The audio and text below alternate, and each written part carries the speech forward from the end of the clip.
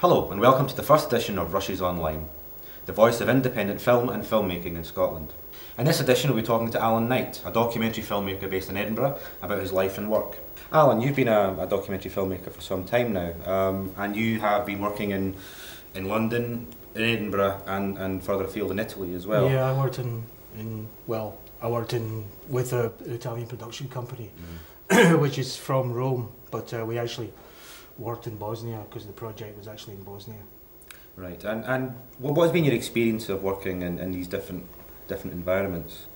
Well, the Italian one was kind of interesting because never worked with Italians before. That's another story. But I think the actual experience in Bosnia was a particularly good one, because Italians know the country quite well, a bit better than say people further east, if you like, from Italy, and the actual experience of the people in Sarajevo, which is where we were filming, was really outstanding. We had a lot of cooperation, and I would say that their whole approach to and their friendliness was really made a bit of a difference in terms of the production. Because if we'd been in maybe more difficult circumstances, we may have found it more difficult to film some of the things we had to film.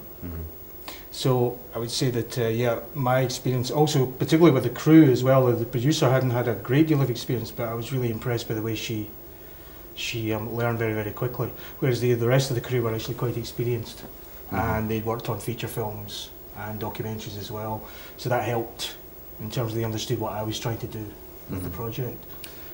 So this was back to Sarajevo? This is back to Sarajevo, yeah. And how did that come about? How did you go from being a filmmaker in the UK to working in Italy?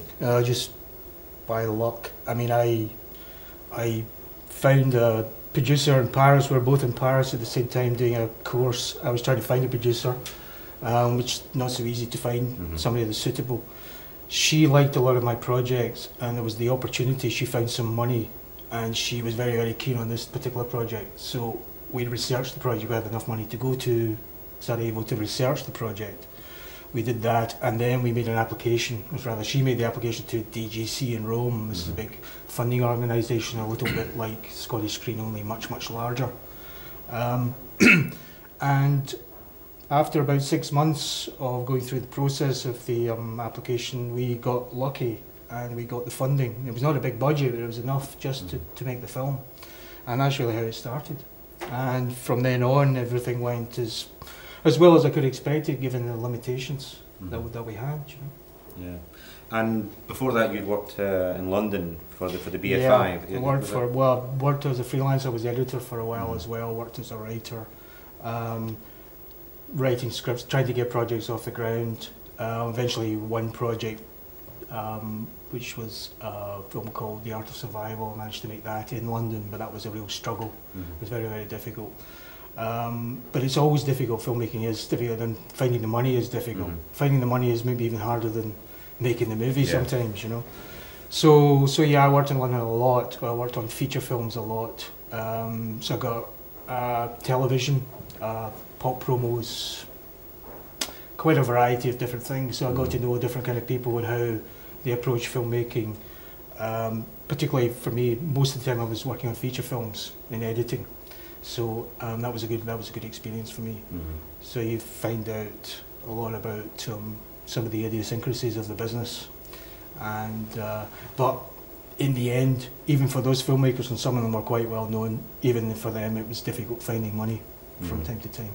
Yeah. And how about working in Scotland? Because now you're based in Edinburgh and you're looking for work over here. Yeah, well, it's a difficult one in Scotland, as you can imagine, because of our funding problems, and we've got serious funding problems. I think there's a number of reasons for that, partly because our broadcasting situation is weak. It's very poor. There is no independence in the broadcasting sector of Scotland. In my opinion, Scotland needs to be have an independent broadcasting system, and has to have a greater variety of TV stations for a start. There has to be some kind of change in the funding process, because Scottish Screen are definitely not the answer. They don't have enough money, and sometimes I think their interests conflict with filmmakers' interests. How so? Well, to be honest, I think sometimes that Scottish Screen are more interested in Scottish Screen than they are in anything else. right. in my opinion. Mm-hmm.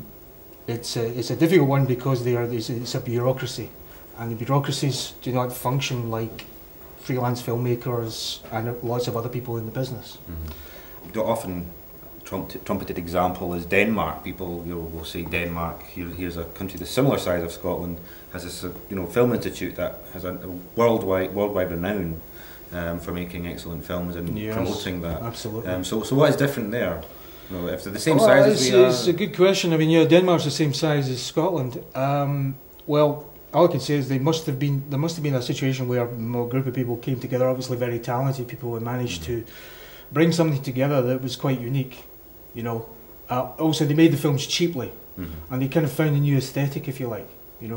So that's maybe how it got started. And once something gets started, the ball can roll, and that thing can get a lot bigger, and then it attracts more funding from outside because of the type of films that they were making. Some of them were controversial, particularly Lars von Trier. Then you get a little bit more interest from, say, Germany or France or maybe other TV stations, and other people become interested in the films, go into the international film market. Yeah.